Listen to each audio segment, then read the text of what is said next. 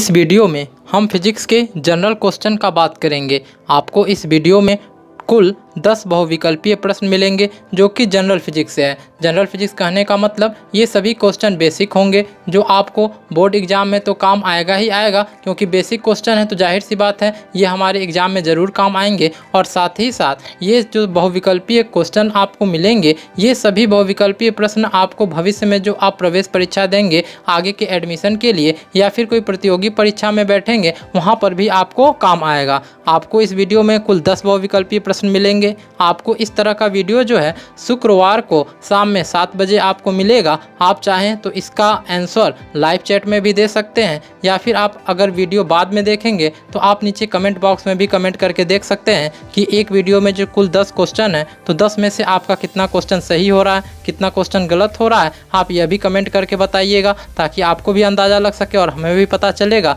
कि आपका जो जनरल फिजिक्स का नॉलेज है वो कहाँ तक है। यह जो वीडियो है ये पूरा हिंदी में है, यानी कि आपको जो 10 क्वेश्चन मिलेंगे वो सभी के सभी हिंदी में होंगे और ये सभी MCQ क्वेश्चन है, मल्टीपल चॉइस क्वेश्चन है, यानी कि बहुविकल्पीय प्रश्न है। एक क्वेश्चन के आप 4 ऑप्शन होंगे, इन्हीं 4 ऑप्शन में से एक ऑप्शन सही होगा जिसे आपको चूज करना होगा। प्रत्येक प्रश्न का जवाब देने के लिए आपको 5 सेकंड का समय दिया जाएगा, यानी कि जब आप एक क्वेश्चन सुनेंगे, जैसे मान लीजिए हम कोई भी क्वेश्चन बोलेंगे तो वो आपके सामने स्क्रीन के सामने जब आएगा फिर उसके जो 4 ऑप्शन होंगे वो हो जाएंगे। उसके बाद आपको 5 सेकंड का समय दिया जाएगा। इन 5 सेकंड में आप अपना आंसर दे सकते हैं, यानी कि कुल जो है आपका 50 सेकंड ही जाएगा। तो वीडियो देखने में आपका ज़्यादा समय बर्बाद नहीं होने वाला, सिर्फ 50 सेकंड यानी कि 1 मिनट से भी कम का समय आपका अतिरिक्त लिया जाएगा। यह समय आपको दिया जा रहा है ताकि आप 5 सेकंड के अंदर सही जवाब दे सकें, उसको कमेंट कर सकें। तो चलिए शुरू करते हैं। बने रहिएगा हमारे इस YouTube चैनल फिजिक्स जिंदगी पर शुरू से लेके अंत तक।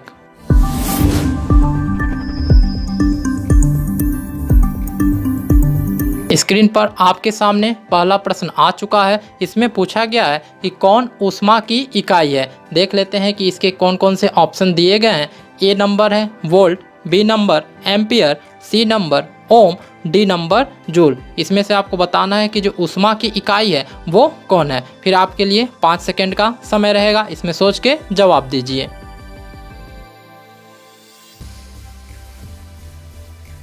पाँच सेकेंड हो चुके हैं। अब आप देख सकते हैं कि ये जो वोल्ट है वो है विभव का मात्रक, यानी कि वोल्ट जो है वो विभव की इकाई है। जबकि अगर हम बात करें एम्पियर का तो एम्पियर आप जानते हैं कि ये इलेक्ट्रिक करंट को मेजर करता है, यानी कि विद्युत धारा का मापन करता है। तो एम्पियर जो है वो वैद्युत धारा का मात्रक है। जबकि ओम जो है ये प्रतिरोध का मात्रक है। आपने ज़रूर पढ़ा होगा ओम का नियम।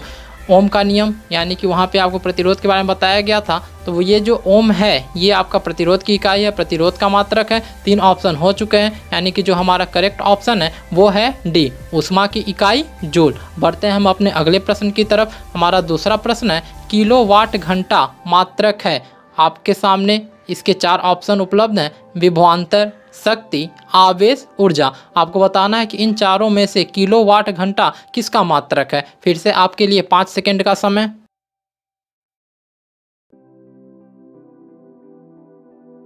आपको इस प्रश्न में ऑप्शन के रूप में भौतिक राशियां दी गई हैं और उनका मात्रक में किलोवाट घंटा किसका मात्रक है ये आपको बताना है। तो आप जान रहे हैं ये जो शक्ति है, शक्ति का जो मात्रक है वो वाट होता है। जबकि विभवांतर का मात्रक वोल्ट होता है, यानी कि वोल्ट में हम विभवांतर को मापते हैं।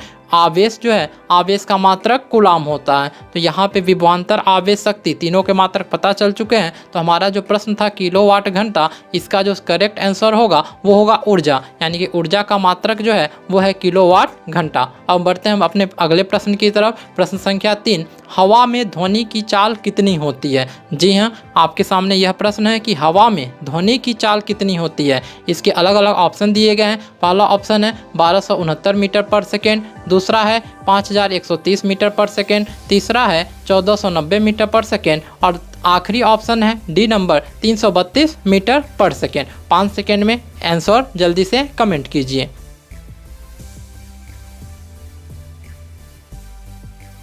चलिए इसका हम सही आंसर देख लेते हैं। यहाँ पर आप जान रहे हैं कि जो हवा में ध्वनि की चाल होती है वो होती है 332 मीटर पर सेकेंड। जो आपका सही ऑप्शन होगा वो होगा ऑप्शन नंबर डी। हमारा जो 4th नंबर क्वेश्चन है, लेसर का आविष्कार किसने किया था। आपके सामने क्वेश्चन स्क्रीन पर दिख रहा है कि लेसर का आविष्कार किसने किया था। हिंदी में इसे लेसर लिखा गया है, आप इंग्लिश लिखेंगे तो LASER, तो उसे लेजर भी आप पढ़ सकते हैं। तो लेजर का आविष्कार या फिर लेसर का आविष्कार किसने किया था। 4 ऑप्शन दिए गए हैं, अलग अलग वैज्ञानिकों के नाम है। पहला है सैमुर क्रे, दूसरा है TH मेमन, तीसरा है प्रेफर्ड मोरिसन और चौथा ऑप्शन है सर प्रेफैंक हिंटल। इन 4 ऑप्शन में से आपको बताना है कि इन सभी में से लेसर का आविष्कार आखिर किया किसने था।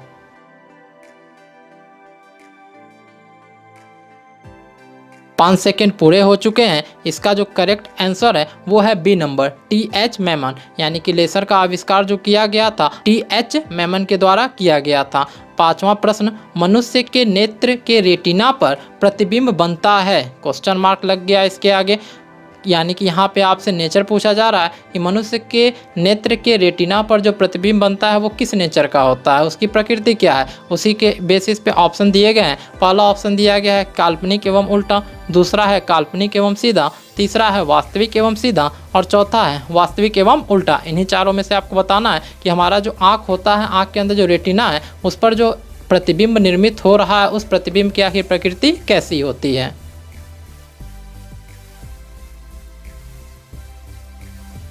अगर आप मानव नेत्र के बारे में जानते हैं तो आपको ज़रूर पता होगा कि हमारे आँख के अंदर जो प्रतिबिंब बनता है वो उल्टा बनता है। तो उल्टा वाले में हमारे पास 2 ऑप्शन है, एक है काल्पनिक एवं उल्टा, एक है वास्तविक एवं उल्टा। तो इस प्रश्न का जो सही आंसर है वो है वास्तविक एवं उल्टा, क्योंकि अगर प्रतिबिंब उल्टा बन रहा है तो वो हमेशा वास्तविक होता है और सीधा प्रतिबिंब काल्पनिक होता है। यह आप स्क्रीन पर देख सकते हैं, यहाँ पे एक डायग्राम द्वारा दिखाया भी गया है कि मान लीजिए हमारे पास कोई ऑब्जेक्ट है, ऑब्जेक्ट से लाइट रे इंसिडेंट हो रही है, लाइट रे आपतित हो रही है लेंस के ऊपर, पीछे रेटिना है और यहाँ नर्व सिस्टम है। जो इमेज बन रहा है वो उसका उल्टा बन रहा है। नर्व सिस्टम के द्वारा ही उसे सीधा करके हमें दिखाया जाता है, या फिर यूँ कहें कि इमेज हमारा आँखों पर उल्टा बन रहा है रेटिना पर, मगर नर्व सिस्टम के कारण हम उसे सीधा देख पाते हैं। हमारा अगला जो प्रश्न है वो है इंद्रधनुष सदैव किस दिशा में बनता है। इंद्रधनुष में कितने रंग होते हैं ये नहीं पूछा गया, ये पूछा गया कि इंद्रधनुष सदैव किस दिशा में बनता है। ऑप्शन है उत्तर दिशा में, सूर्य के सामने, सूर्य के विपरीत दिशा में, या फिर इनमें से कोई नहीं। इंद्रधनुष को आपने जरूर बनते देखा होगा, कभी ना कभी जरूर देखा होगा। बारिश के बाद इंद्रधनुष का निर्माण होता है। इंद्रधनुष का निर्माण होता कैसे, इसका वीडियो आपको हमारे चैनल पर जल्दी मिल जाएगा। 4 ऑप्शन है, इसमें से आपको सही ऑप्शन जल्दी से सेलेक्ट करके बताना है इस 5 सेकेंड के अंदर।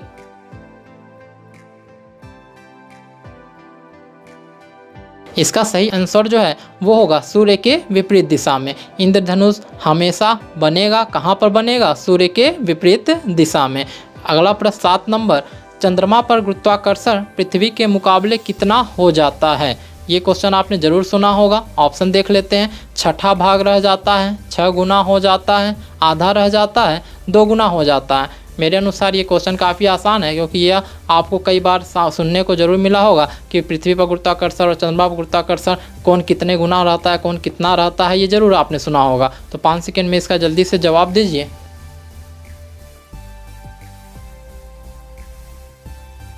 इसका सही आंसर होगा ए नंबर, 6ठा भाग रह जाता है। बढ़ते हैं हम अपने अगले प्रश्न की तरफ। क्यूरी किसकी इकाई है। 4 ऑप्शन है, ऊर्जा, ऊष्मा, तापक्रम और आखिरी है रेडियो धर्मिता। इसमें आपको बताना है कि जो क्यूरी है वो किसका मात्रक है इन चारों में से।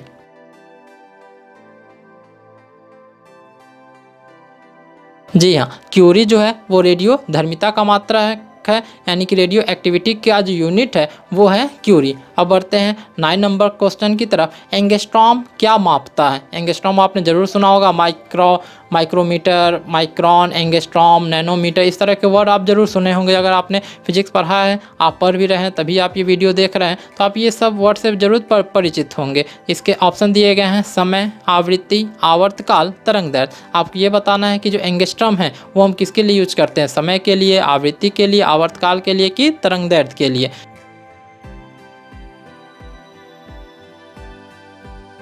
आप जान रहे हैं कि समय का मापन करने के लिए हम सेकेंड का इस्तेमाल करते हैं। जो छोटी इकाई है वो सेकेंड है, बाकी आप इसको मिनट, घंटा, वो अलग बात है। आप बड़ी इकाई में कुछ भी ले सकते हैं, मगर छोटी इकाई से हम बात कर रहे हैं तो समय की छोटी इकाई यानी जो कम से कम मापते हैं हम सेकंड में मापते हैं। उसके बाद जो हमारी आवृत्ति है, आवृत्ति को हम हर्ज प्रति सेकंड में मापते हैं, यानी कि आवृत्ति की इकाई जो होती है वो हर्ज होती है या फिर प्रति सेकंड होती है। चाहे हर्ज कहिए या प्रति सेकंड कहिए, दोनों अलग अलग हैं। आप हर्ज का इस्तेमाल कर रहे हैं तो हर्ज का ही इस्तेमाल कीजिए, अगर प्रति सेकंड बोल रहे हैं तो प्रति सेकंड। यानी कि आवृत्ति को हम दो मात्रक के रूप में रिप्रेजेंट कर सकते हैं, या तो हर्ज या फिर प्रति सेकेंड। उसके बाद है आवर्तकाल। आवर्तकाल भी एक तरह का समय ही है, तो समय का मात्रक सेकेंड होगा, यानी कि जो एंगस्ट्रॉम है वो आपका तरंग दैर्ध्य है। तरंग दैर्ध्य आप जानते हैं एक दूरी होती है, और एंगस्ट्रॉम भी दूरी को ही मेजरमेंट करने काम आता है, और तरंग दैर्ध्य भी एक प्रकार की दूरी है। तो एंगस्ट्रॉम क्या मापता है, तो ये मापता है तरंग दैर्ध्य, यानी तरंग दैर्ध्य वेवलेंथ को ही हम एंगस्ट्रॉम में मेजर करते हैं। हमारा आज के वीडियो का आखिरी जो प्रश्न है वो है लेंस की क्षमता का मात्रक बताइए। काफ़ी आसान प्रश्न है, इसका आंसर आपको जरूर पता होगा। ऑप्शन दिए गए हैं डायोप्टर, ल्यूमेन, लक्स, ऑक्टर।